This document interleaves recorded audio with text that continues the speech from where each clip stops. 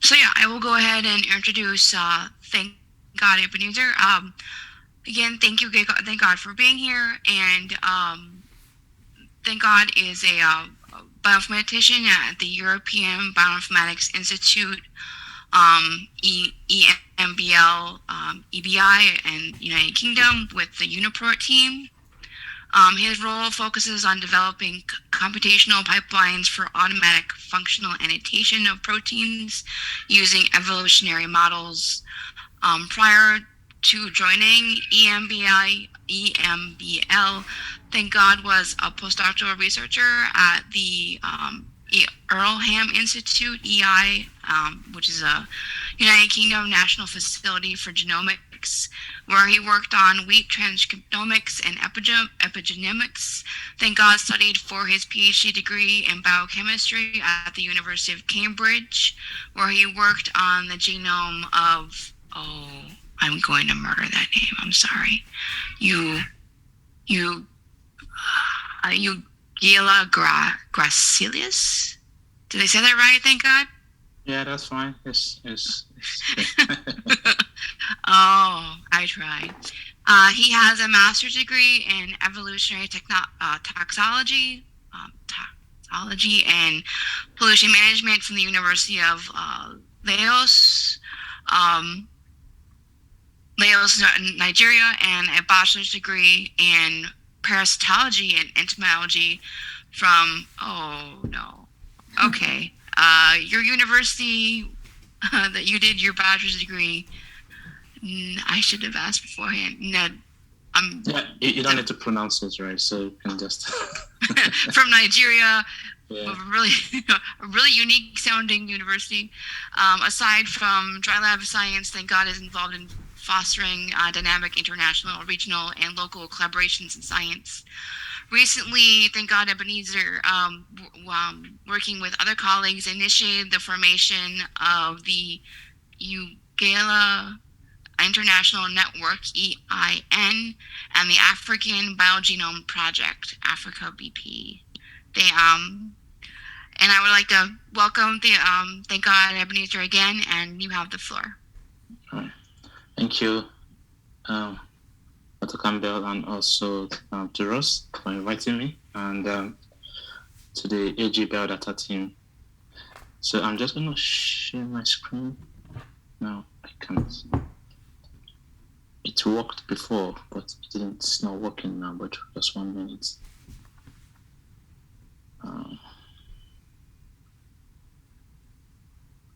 Right. There you go.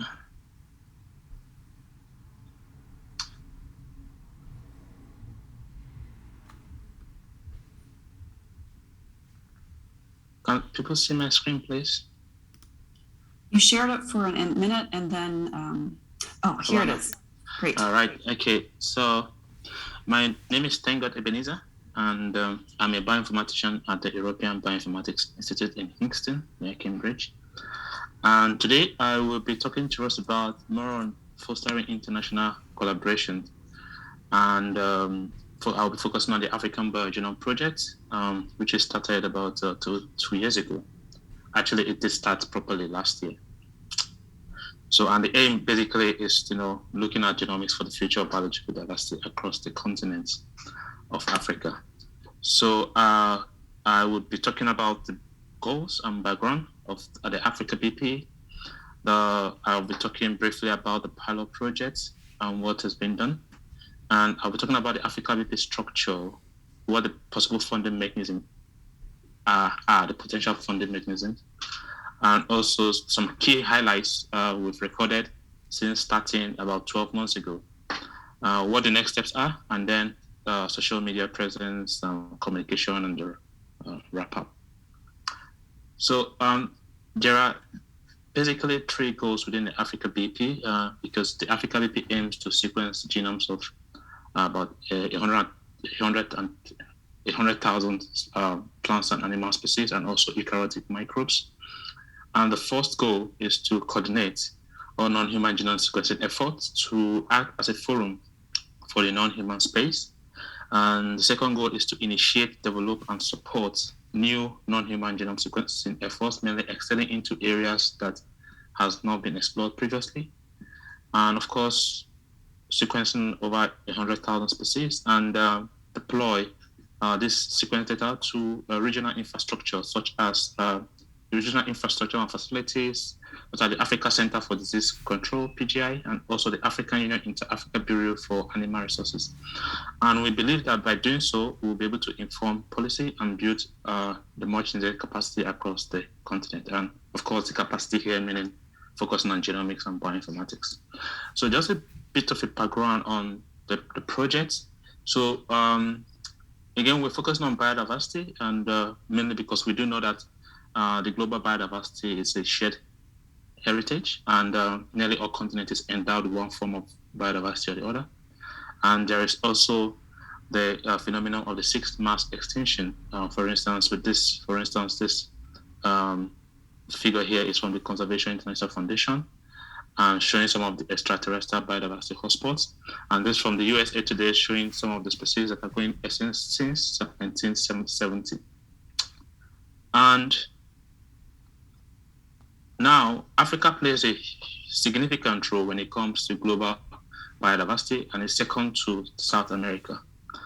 And of course, it's also an essential component of the global biodiversity hotspots, and mainly having woodland, savanna, semi-desert, evergreen, and so many other types of biodiversity basically across the continent.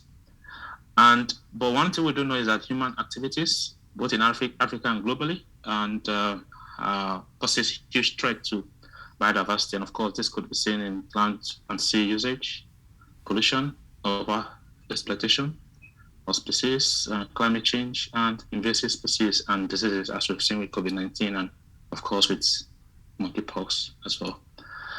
And we do know that the biodiversity is happening at an unprecedented scale, basically the global biodiversity loss, and we need a huge urgency or a form of unprecedented urgency to actually arrest this. So this is Africa here, and of course this diagram shows the biodiversity loss in percent compared to the intact ecosystem. So the blue is where it's still intact, and the red is where it used to be intact, but now it's kind of losing it.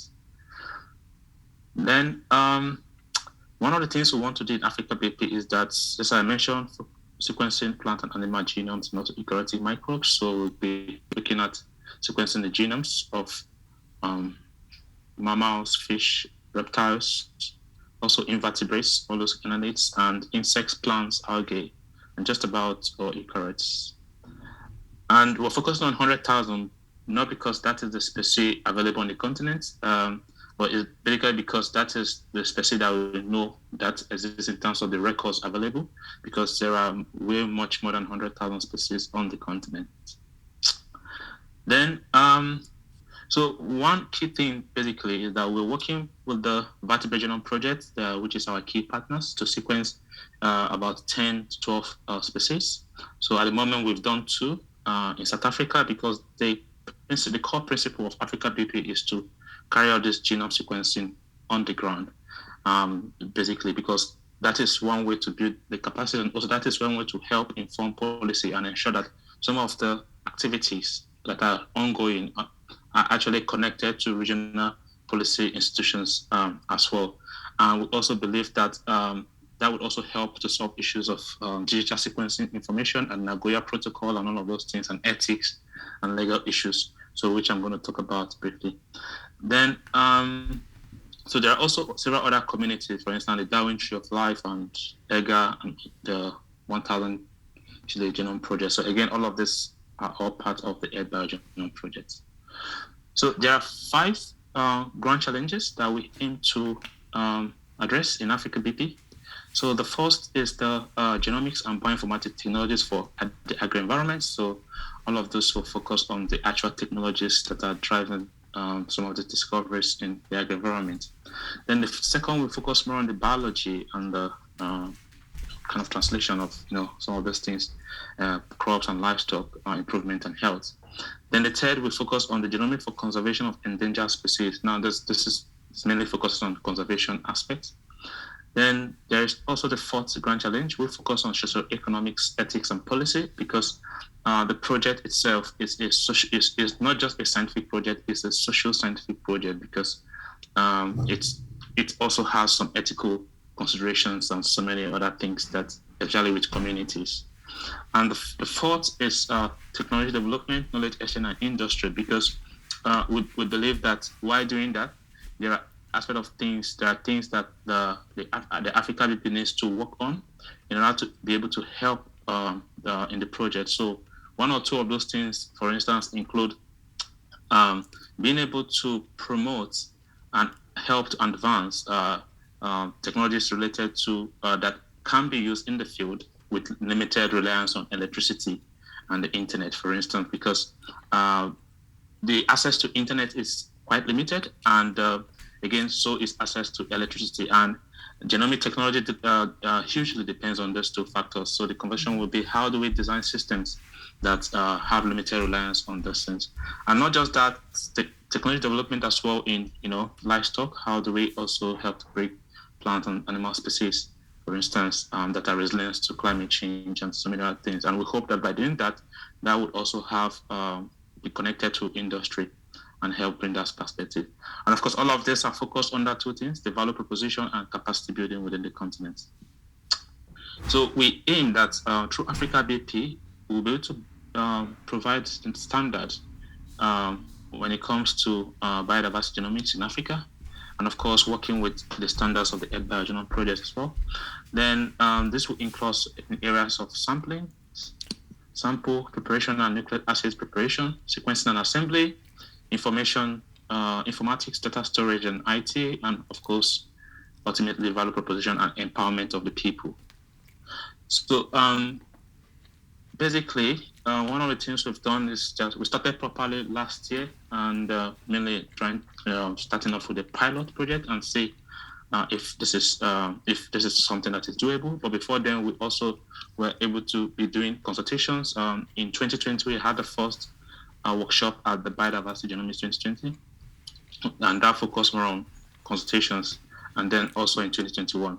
So now we've started the process and we've started to sequence species, though it's going much slower than expected. And again, this is something most genome projects also experience. And so we start with the pilot. The idea is that we run the pilot, and then it's going to be a 10-year project. Pilot, the phase 1, and then the phase 2. So currently, this is what the partnership framework currently looks like. We have the AfricaBP here, and then we have regional nodes and institutions and other existing genomic capacity across the continent. We have the African Union Inter-Africa Bureau. We have communities such as the BioGenome Project and the Vertebrate Genome Project and the 10,000 Plant Genome Project. Then we have communities on socioeconomics and policy, and also the African Agricultural Women Organization that aims to promote women participation in agriculture. And of course, we have technologies companies like Nagoya Biotech that we're also working with to sequence this genome. So again, these are some of the communities we're kind of working with currently. So I'm just going to talk very briefly about the pilot. So in the pilot study, I mentioned previously that we're collaborating partnering with the VGP, mainly to sequence some of the VGP species that are endemic to Africa.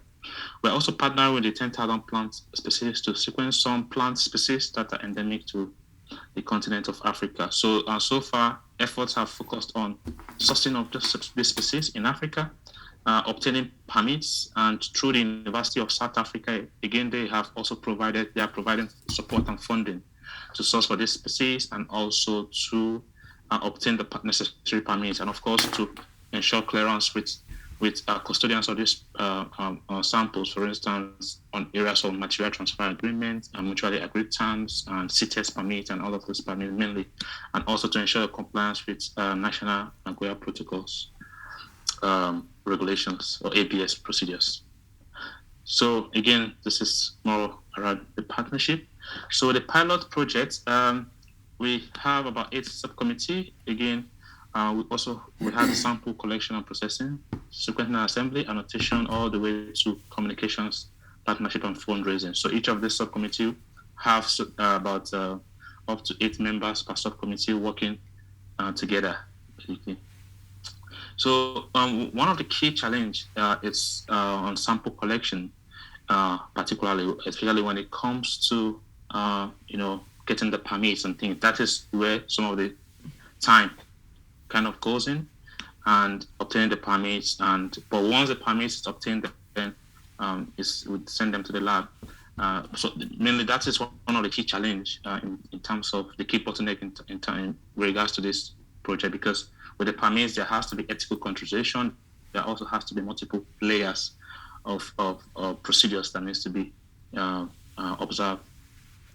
So within that permit area mainly is focused on issues around Nagoya Protocols, because in Africa there are basically many challenges in the sense that the Nagoya Protocol itself does not take into account the many practices on the continent, and it is only just recently, and I think about last year or 2 years ago, or this year, I can't remember, that the African group of negotiators are also now beginning to ensure that some of these things are incorporated within the Nagoya Protocol. And again, there is no clear attribution of responsibility for the enforcement of the ABS. So the Nagoya Protocol mainly, I will just briefly talk about that, is that it's an international agreement amongst countries on how data could be shared or who benefits from a particular scientific effort, especially when it comes to biological samples. So if you take a sample from a particular area, then you have to be able to have an understanding with that community on how you would use a sample. Usually, if you're using a sample for research, there isn't so much of an expectation. That is just like the summary, but most communities do. But most of the time, some of the issues is if there are some potentially commercial benefits, then how do the communities also benefit? So each country have their own procedures, and that needs to be followed. So one other challenge is that there's an ineffective mechanism, because most of the countries also do not kind of have the capacity to actually implement some of those things. So it makes things a bit difficult. So it's like a blanket, sometimes have a blanket response on a particular thing. So it makes it somewhat difficult. And of course, unclear regulatory regime at national and regional levels, and lack of shared guidelines for effective implementation. So these are some of the things that AfricaBP we aim to advance in terms of resolving some of those issues. It might take time, but hopefully this is something that would help. And one more important thing, which I don't have in the slide now, is on issues around digital sequence information. So which is what the genomics tends to kind of represent. And that is one area that it's been very difficult to have a mutual, a general or a mutual understanding. Hopefully very soon, we hope maybe in Canada, where the next meeting will be, there could be some progress. So AfricaBP structure. So this is more of the structure of the AfricaBP. So we have its members of the steering committee, then we have partners and collaborators, then we have the advisory board, and we have the science and technology committee, the monitoring and evaluation committee, then we have the regional coordinators. And of course, each country represents a node within each region. So, and there are 5 regions across the continent of Africa. So possible funding mechanisms. So we're currently in the process of securing core funding, so that we don't have like core dedicated funding in AfricaBP, and that is how we started.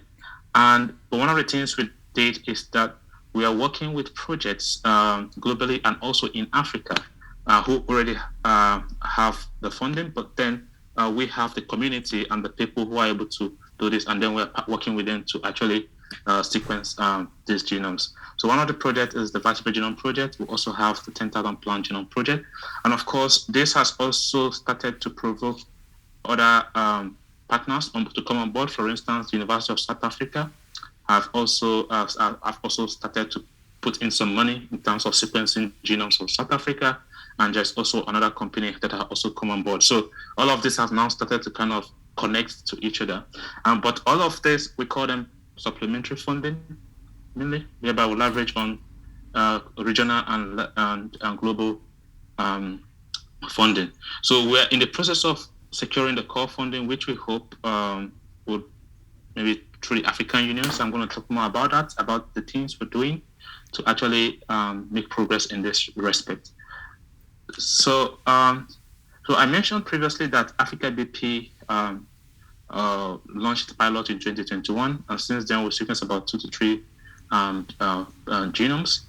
But then I will actually sequence more, but most of the times is that you find that you sequence it, and maybe the sample has been around for like 10, 15 years and all of those things. So sometimes it's a bit challenging. So since 2021, we have some of the key highlighted that we've published a position paper of the African BioGenome Project in Nature.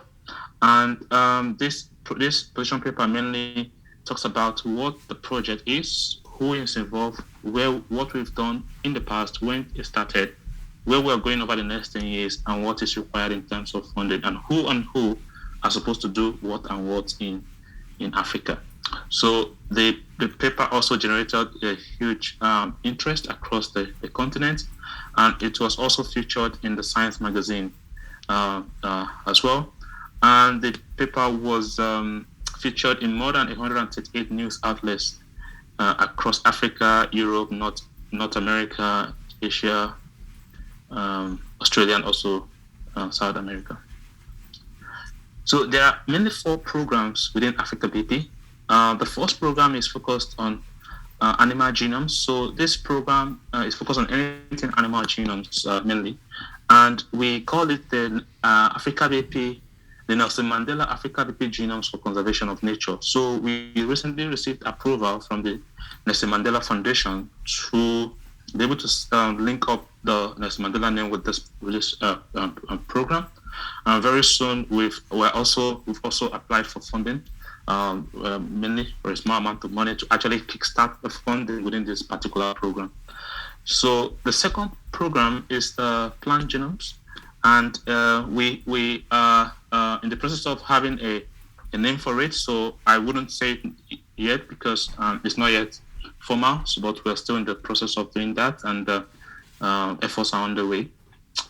Then the third one is the Community of Practice on Biodiversity Framework. So this third program focuses on issues around ethics and Nagoya and the Convention on Biological Diversity, and issues around the Nagoya Protocol on biosafety and the access and benefit sharing. So all of these things I'm talking about mainly frameworks and regulations and laws and things that have been set in place to actually help to address some of these discussions when it comes to access to genetic resources and access to biological resources. So we believe that the AfricaBP project will actually provoke some of these conversations, and it is very helpful that the project aims to address the problems and not cause more problems when it comes to this. So we are engaging them monthly. So one of those within that program, one of the meetings is called the AfricaBP Roundtable Meeting, whereby we invite the national representatives for each country on issues, for instance, on Nagoya, or issues on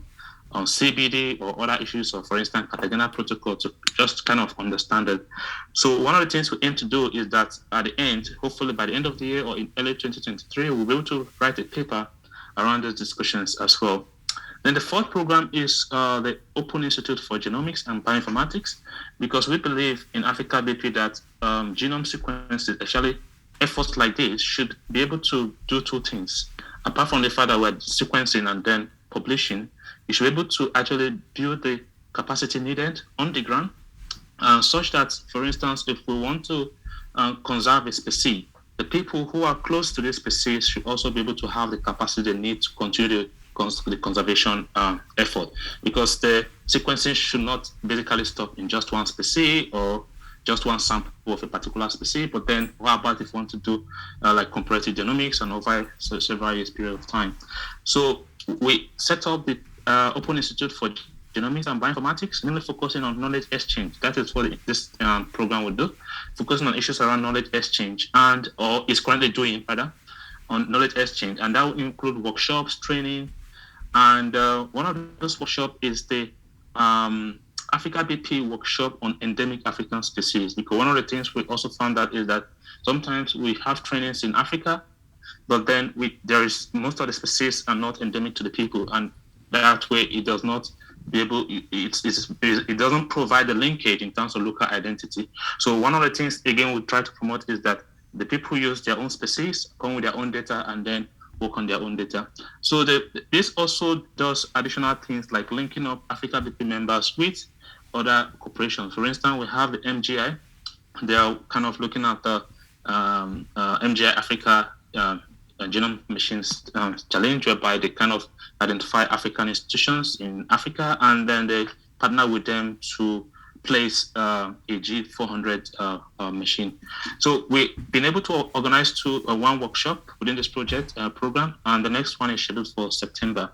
And so the core thing here, apart from the capacity, again, is that we aim to target the grassroots scientists, mainly in institutions where they wouldn't have been able to have the opportunity to actually get involved in genomics or bioinformatics, because there are quite a lot of institutions in Africa whereby we don't. That's like, it will be very challenging to find a genomic scientist or bioinformatician, in that institution. So those are kind of the targets, and we hope that by doing so, that would help to percolate some of this knowledge across the continent. So these are mainly the 4 programs. So I'm just going to talk about how these programs links to each other. For instance, here we have the AfricaBP pilot that was launched in June 2021, and then we have the position paper published about 3-4 months ago. Then we have the Nelson Mandela Genomes for conservation of nature, and of course the idea is to target 6,000 animal species. And the current players are the University of South Africa, Rockefeller University, Nkaba, University of Cape Town, and the South African Biodiversity Institute. Then we also have the DAISEA Genomes. So this is just a placeholder name. We're still processing the actual name.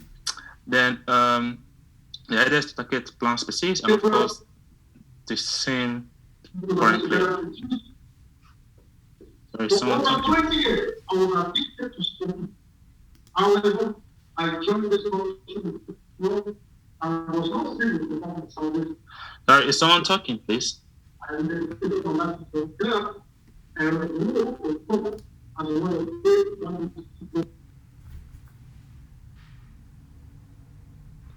Okay, so then we have the community of practice. So in June, we had the head of the Nagoya Protocol unit at the United Nations Environment Program from Canada, talk about the Nagoya Protocol and the Convention on Biological Diversity. So this is the program where we have all this kind of discussion. And of course, we have the Open Institute, mainly targeting early career scientists and people who would not have the opportunity to connect to scientists in genomics and bioinformatics elsewhere. So, and these are mainly cross-cutting. They have cross-cutting relationships amongst them. So they are not all standalone programs. They are all interconnected with one another. So mainly looking at each of them individually. So with Nelson Mandela Genomes, we've been able to sequence about 2 animal genomes. So this is just one of them, the Rhinotyphlos lidae. So this is a big blind snake. And so this is done in collaboration with VGP and also Nkaba. So mainly majority of this is done in South Africa by Nkaba. So then again, with the VGP, we're working with them also to do the reassembly of this data, basically. And this also again goes through the AfricaBP Open Institute. So this is then the statistics, which consists of more than about consists of 759, more than 1,000 base pair, but then when poised is around 6,000 base pair. So, but then majority of this is done in collaboration with the VGP. So in the second one, we are working with the 10,000 Plant Genome Project to focus on grassroots conservation. And we have a select of 100 plants endemic to Africa to sequence. And out of that, we've nominated about 20 of those. And then we're now focusing on the top 5 to sequence them. And so the idea is to, test it to be sure that this is doable, and then we can then be able to scale up a bit. Now, for the community of practice, so the idea is to have monthly meetings with the Global Environment Facility, national focal points for the African region. So each country have their own GEF national focal points. So the GEF mainly is a platform where they kind of put the it's kind of an organization where you have the funding on issues on like biodiversity that needs to be used to improve biodiversity. So that's just like a summary of it. It's part of the UNCBD, but mainly looking at all of those things. And one conversation around the GF is that depending on what the discussion comes out to be, that maybe 1% of profits in a digital sequence related effort could potentially go into the GAF pot. So now we also have discussions with the Convention on Biological Diversity National Focal Points, the Nagoya Protocol, the International Indigenous Forum on Biodiversity, and also the Access and Benefit Sharing. So last year we had last month rather, we have a meeting with the UN person, as I mentioned previously. Then again with the Open Institute, we are able to we are now organizing workshops and trainings and also connecting scientists across Africa. So we're also now drafting a paper in order to talk about how all of this fits together, as well with the Open Institute, how it fits together and what the vision is within the Institute, both in the short term, in the medium term, and also in the long term. So this is the MGI Africa Sequencing Challenge that I talked about, and we have scientists in AfricaBP who are also applying for all of this. So, and again, we are working with the Wellcome Connecting Center to deliver the first biodiversity genomic course in future learning as well. So, current profile of the AfricaBP. Following the publication of the position paper, we've received several invitations and several interests. One of this, just the top three of this, is mainly to speak at the UN General Assembly in September, to speak at the FAO meeting, which was supposed to be in Rome, but now to be virtual. Then we also, in June, we were invited to the African Union to speak about the AfricaBP and how it connects to the Africa Union agenda on the establishment of gene bank. Because one of the things AfricaBP wants to do is that through this project, we're able to strengthen the gene banks basically in Africa. And the meeting held in Zambia in June. So now we've started to, develop AfricaBP. It's kind of started in an unconventional way, but now we're at the point where we now need to institutionalize AfricaBP, mainly for sustainability and for long term to achieve its long-term goals. So we are in the process of doing that very soon, and hopefully by the end of August, there will now be a centralized coordination for AfricaBP, institutionalized, and it will now be a legal entity or a project, a program within a legal entity. And that would also help with the multilateral instruments that AfricaBP requires in order to function properly, both now and in the future. And that will also help to calculate AfricaBP activities across the continent and target institutions. And that will also help to mobilize the resources and the core funding and some of those things that we kind of need to be able to run, basically, because majority of these have been driven by early career researchers, and it's also interesting to see how this project has developed. So the next step is that we aim to publish the roadmap document for the Open Institute, because the Open Institute is a core aspect of AfricaBP.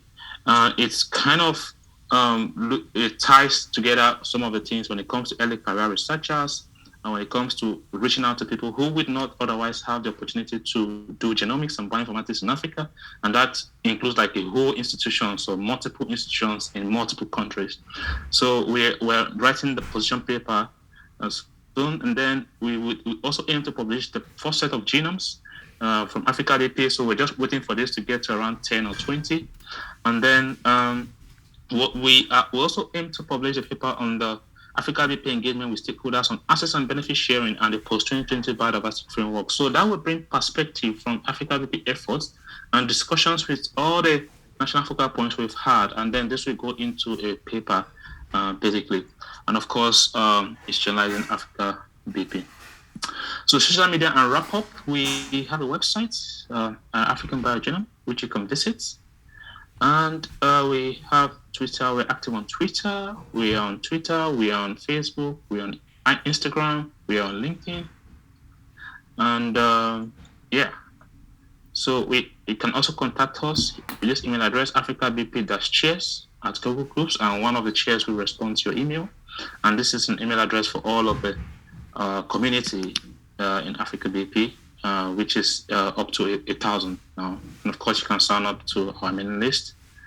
Yeah. And I would like to thank members of the AfricaBP committees, majority of them early careers, and we also have established scientists as well. They are mainly 87% of them are based in Africa, and we also have people supporting from outside the continent, because the idea is that the African scientists based in Africa would help to lead the project and ensure that things are done on the continent. So we also have several partners. These are mainly the partners that have signed the MOU with AfricaBP. That includes HBioNet, PGI, EBI, and the Institute of Pasteur in Tunisia, Mount Kenya University in Kenya, the NADIC in Ethiopia, and NICD in South Africa. On the list, I'll say again, just continue, because there are more than 30 or 40 of them. So with this, I would like to thank you for listening, and I'm happy to answer any question you may have.